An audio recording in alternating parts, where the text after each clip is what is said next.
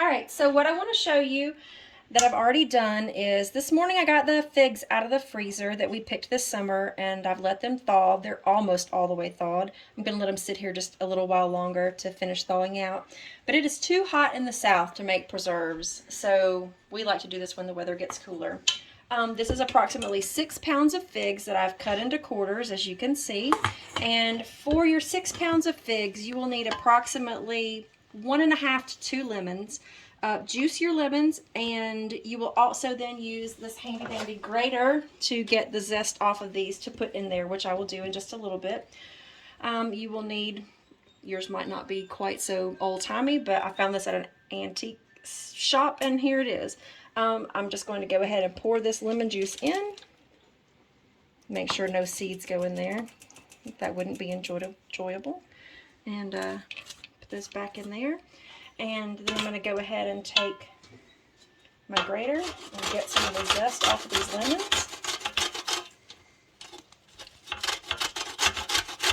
Be careful not to cut yourself. They're a little slippery. It smells so good. What you're doing here is you're making your natural pectin for your preserves.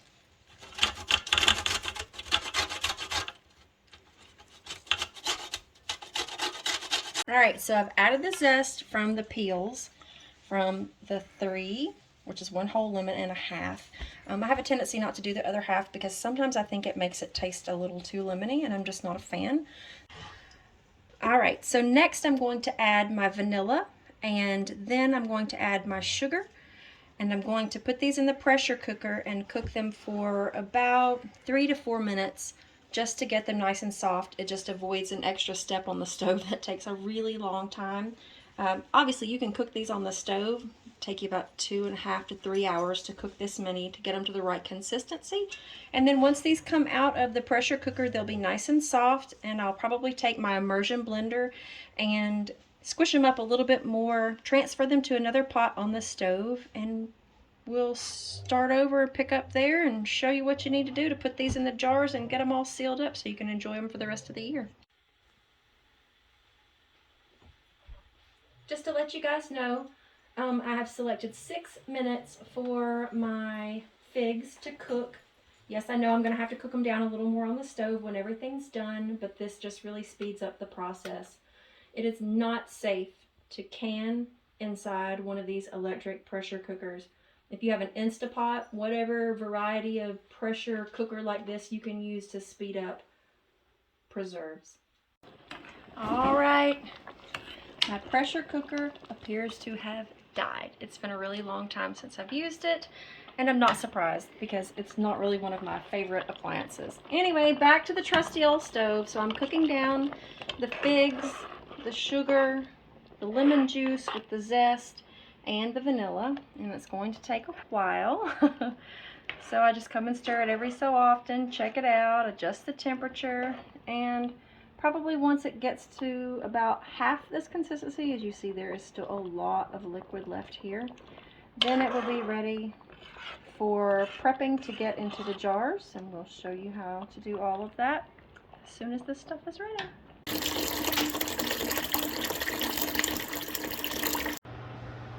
Alright, welcome back everybody. We are about to run some of these, now that I've cooked them down, through the Magic Bullet blender. We just don't prefer our preserves super chunky, but we also don't like them super pasty either. It doesn't take a lot, and again, this is the Magic Bullet blender.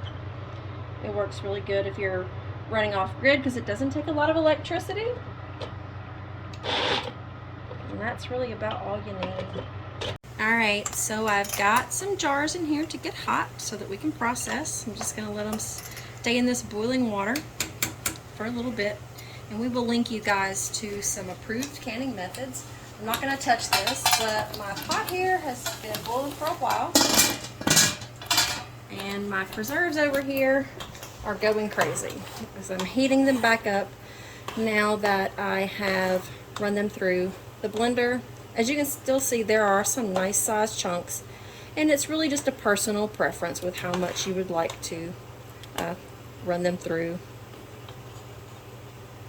Jars are ready to come out and be filled. They will dry quickly.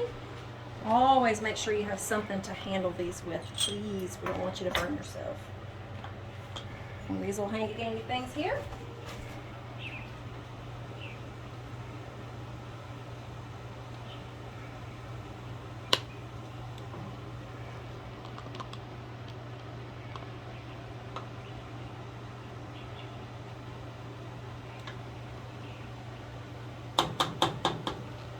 Good amount of headspace.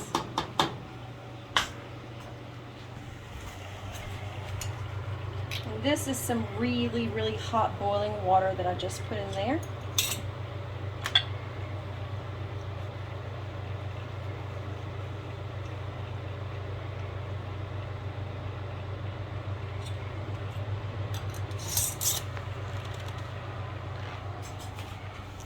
And now we'll move over here and do jar number 2.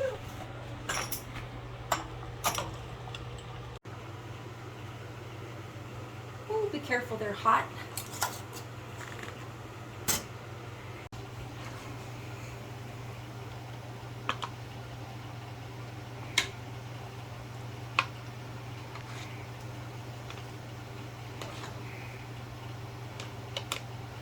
You should probably really use a bigger spoon or a ladle for the larger jars. But to be honest with you, we don't have a dishwasher, and so I don't want to have to wash another spoon.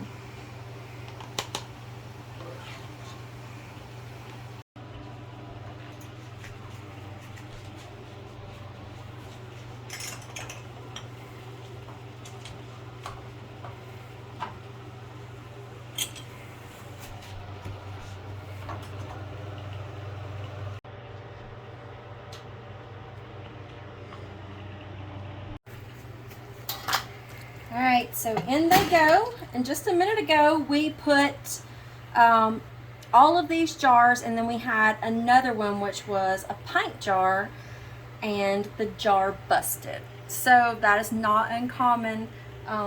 If your jars cool off too much and it meets the hot water too quickly, it can happen. Just know it's normal. Just take it out. Everything will be good. When you take this out later, more than likely you're not going to have any glass that attaches anywhere to it. Just be mindful of the top, because this is going to come to a boil, and you're going to process these for 10 minutes. So in about 1 minute I'm going to check this to make sure that it's boiling again, and then I'll set the timer for 10 minutes. You need to make sure that when you can something that you adjust for your altitude, because times do vary. We're here in the south, so 10 minutes it is for us.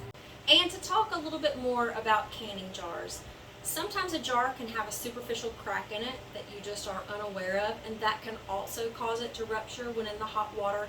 So don't just think it's because you didn't get them back in the water fast enough. Like I said before, when we were off camera, we were discussing that fact, and I thought that it would be an important piece of information to pass along to you, that yes, it does happen, and it's totally normal. Just be careful when you get your jars out to handle them, and make sure there's no glass.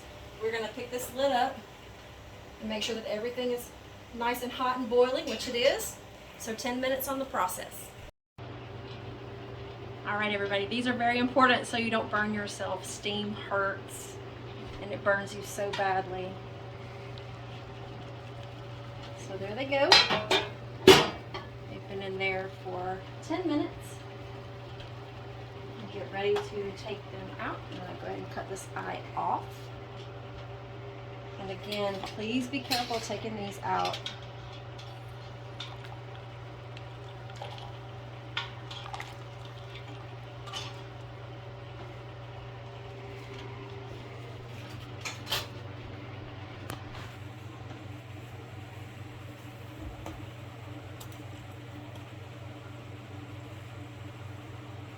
Having the proper tools makes this so much easier. It really hurts to burn yourself, because also, as you know, when cloth gets wet, it conducts heat very, very well.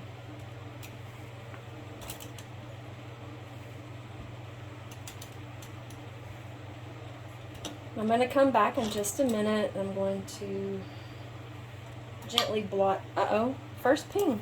Gently blot some of the water off. Oh, and again, that was quick. And that's the sound that you want to hear. It means your jars have sealed. If you have any jars that don't seal, I would suggest getting a new lid. There went another one. And reprocessing again for the full 10 minutes. There was another one. Okay, so it's really important. You want to hear that ping, but you also don't want to disturb the lid. So as you see, I really just put a cloth on the edge to absorb any water. I'm not adding any type of pressure to the jar. I'm just simply trying to get the water off. Personal preference, but it's something that I like to do.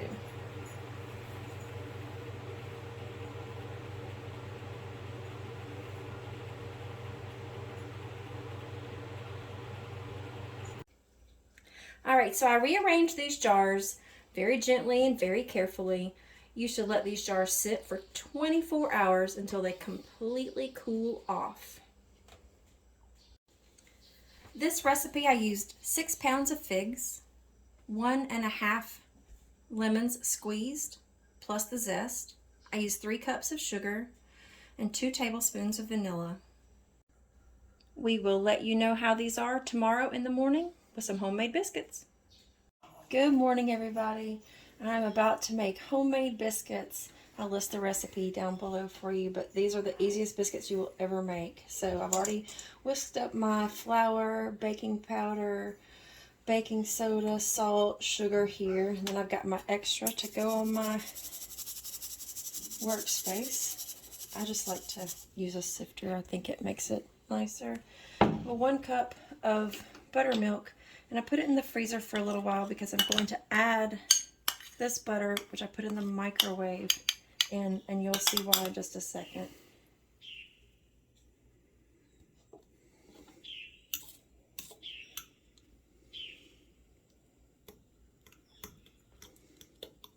When you stir this up, it causes your butter to turn into tiny little clumps in there, and that's what you want.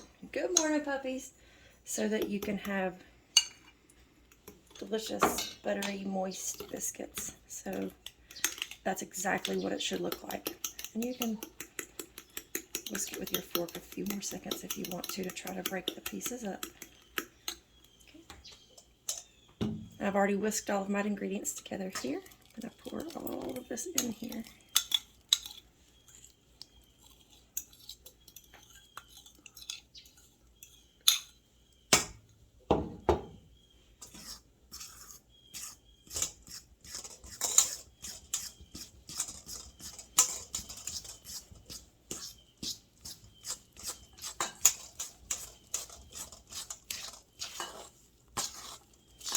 And just go around your bowl until everything is pretty moistened up. You have to stir it a few times to get the stuff on the bottom worked in.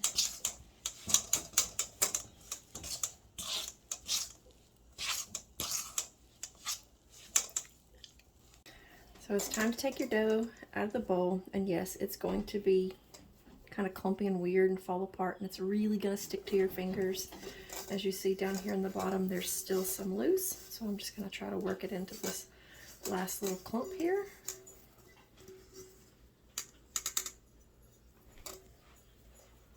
Try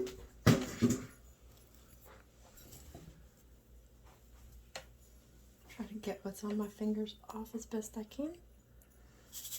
I'm going to flour my fingers now.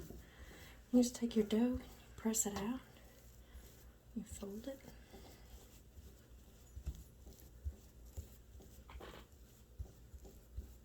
Okay. If you want to get a side shot of that, you can see it's about an inch-ish. This is the best biscuit cutter you will ever run across. I'm certain that all of you have one of these at home. You don't twist when you do your biscuits. You simply just push down, pull up, press it out.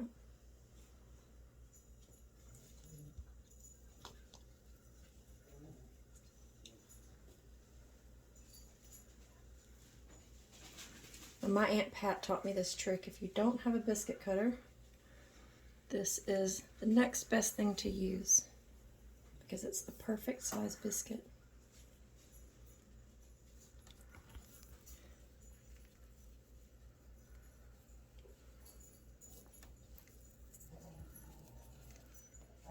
Alright, so with all these little pieces here, I'm just going to do the same thing. Turn it over once, maybe twice, work everything back in, flatten it back out.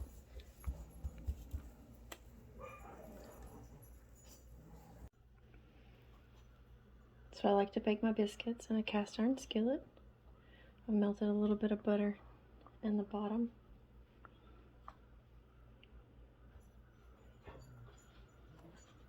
I may wind up with more biscuits than room in my pan today.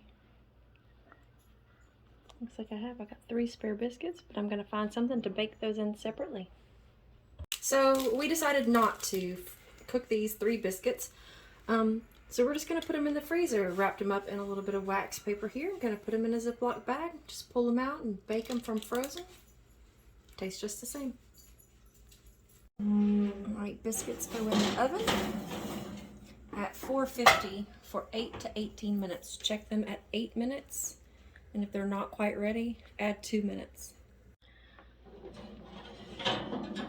So the biscuits are ready. So these are the preserves we made yesterday.